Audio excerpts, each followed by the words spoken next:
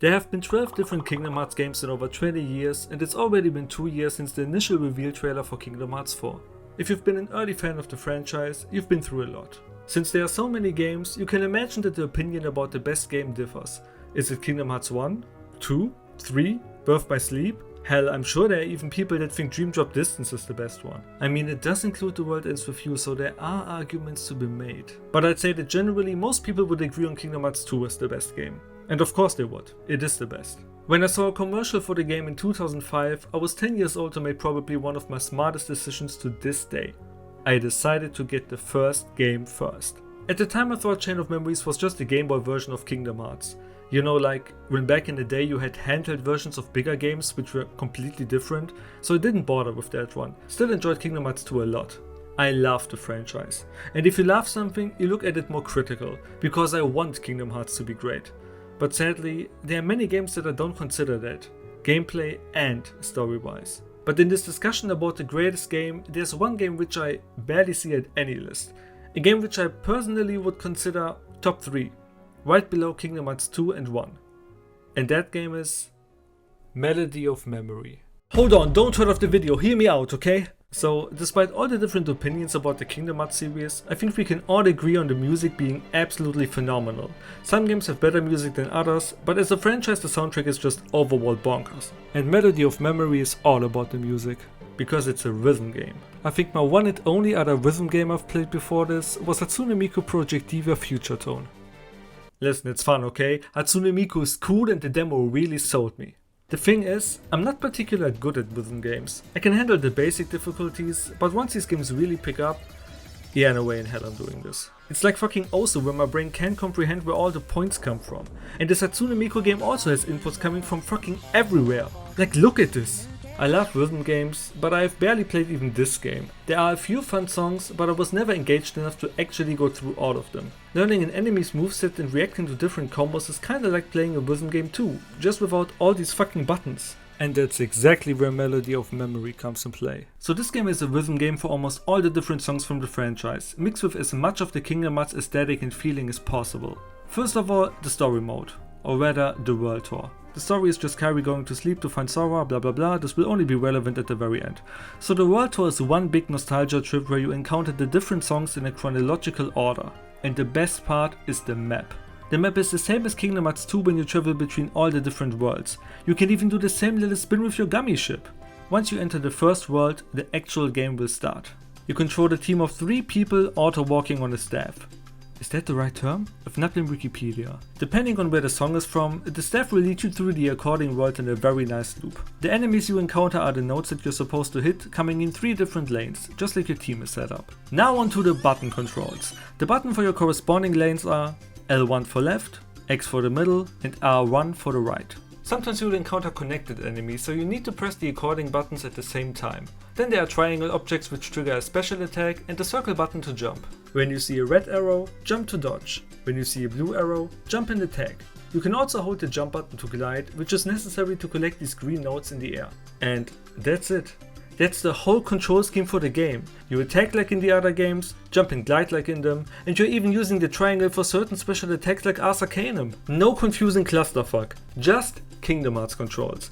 And you know what? It's even easier because the X button also works for the left and right lane when they have enemies in their reach. So as long as you don't encounter connected enemies, you can exclusively use the X button for everything. And goddamn does the actual gameplay feel like Kingdom Hearts. From the hits, to the jump and the weight in the air, it all feels way better than any of the handheld games. I'm not joking and I'm not even walking by myself. You can also switch the teams you're playing. You can play every song with the Days trio, and the teams are actually different, so you can always choose to play with your favorite characters. Can you imagine that it would be like these anime fighter games with like 100 versions of the protagonist?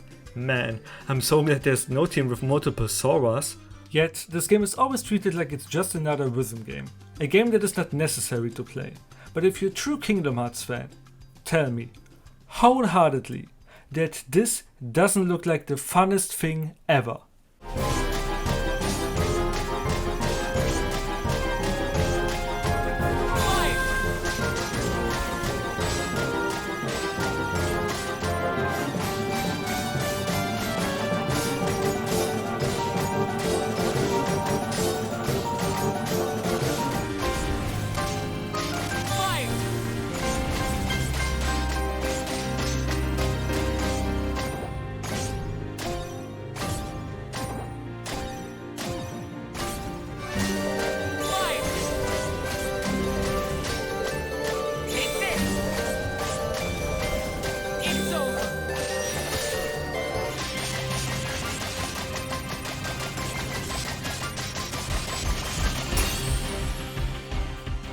And these stages are not the only mode in this game. On top of that, you also have boss fights. Yes, you heard me right. Inputs in boss fights are different and are also coming from a different angle. The lanes still correspond to L1, R1 and X, but now you also have to hold these inputs when a green note appears. And of course, the yellow notes with the direction arrows are inputs for your control sticks. These fights have two different phases, the fighting phase and the DM phase. After every third of the fight, the boss will attempt to hit you with a special attack, and depending on your performance before that, you will have a guard. The better you were, the less damage you will receive. And if you achieved a wonderful guard, you will dodge all of these attacks. These boss fights are super fun, and if you can allow yourself to be a little less focused, you should definitely take a look at your teammates. Watching the AI while hitting these notes is so funny sometimes. It's like me playing Monster Hunter for the first time after a long break. Darkness of the Unknown is probably my favorite Kingdom Hearts song, and I will never get tired of fighting to it. Be it in Kingdom Hearts 2 or Melody of Memory, it's always a 10 out of 10 experience. This game also introduced me to songs which I never realized existed before. And yes, I'm talking about the majority of Dream Drop Distance. When I first played the game, I was stuck on this song called All for One. I don't think I've ever heard this song before, and there's that one part that just straight up fucked me. When I didn't play the game, I was listening to the song on YouTube for like 6 hours to get more familiar with it. And the song actually is a certified banger. I recorded all this footage just for this video and haven't played it for a very long time. So when I got to the stage, I was ready to get wrecked again just like back then. And this right here was my first try.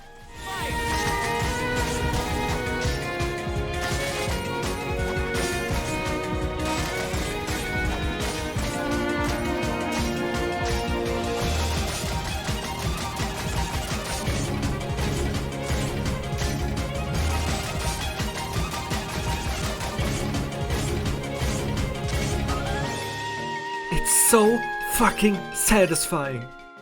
And these songs in the World Tour are not all the songs in the game. In the track selection we have a lot of bonus tracks like and two other iconic Disney songs, A Whole New World and Beauty and the Beast.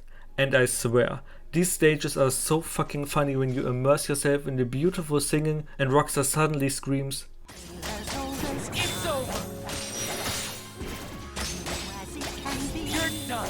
There are also different versions of existing songs, but most importantly there is Let's go!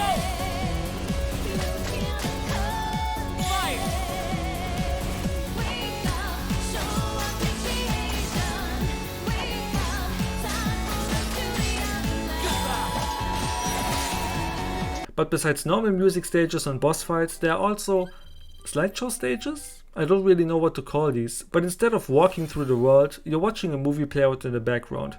The reason for that is Kingdom Hearts 3, since the engine and graphics for this game are drastically different from all the others. The inputs are like the ones in the boss fights, and yeah, these stages are by far the most disappointing. If the whole game would have been like this, then I would agree with you. Then this would be just a lazy rhythm game to make a bit money without too much effort. But this is not what this game is. Don't get me wrong, I enjoy Let It Go like any other grown man out there, but when I say I love Melody of Memory, I don't talk about this. I talk about this.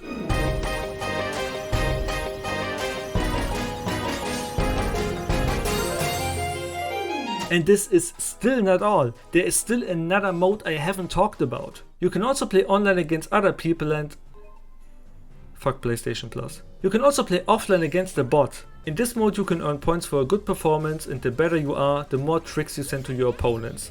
These tricks are negative effects like invisible enemies, disappearing hit indicators, or enemies flying against your screen. It's super fun. You can even see when your opponent misses and chokes. I had some very good matches back then, but I heard the online community is not as big sadly. Customizing your player card and training songs was great. I really hope the community becomes active again when the game hits Steam.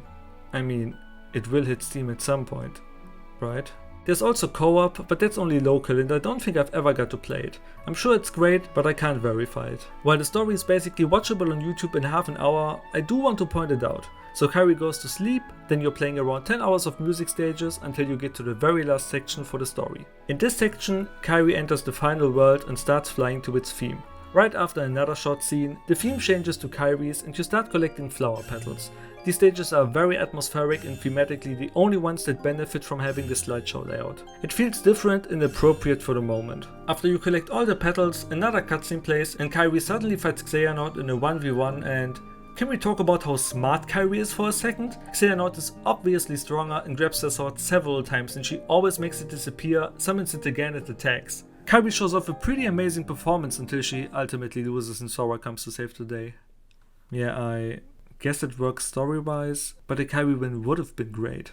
It all ends up being a boss fight to Dark Dominion and becomes a pretty strong and fun finale for the game. And I'm sure there are people out there who still think, oh man, I'm really bad at games like this, even this looks still hard for me. Or, wow, the controls are super simplified, this is way too easy for me. But this game is made for everybody. In the track selection you have, on top of everything I've already explained to you, 3 different modes. The basic mode, which is what you've seen so far. A 1 button mode, so you can literally play by using only 1 button, and last but not least, the style mode. The style mode is the hardest mode in the game by adding additional inputs from all over your controller. Square, L2, R2, and this all comes on top of the stage. And the best part is, you don't even have to press the style inputs. They won't count as a miss, nor will it damage you. They are simply there for, just like the name implies, style. Melody of Memory is such an amazing game. It has modes for literally everyone, different ways of playing, and everything that makes Kingdom Hearts so great. The characters, the art style, the combat feeling, the enemies, locations, Sephiroth,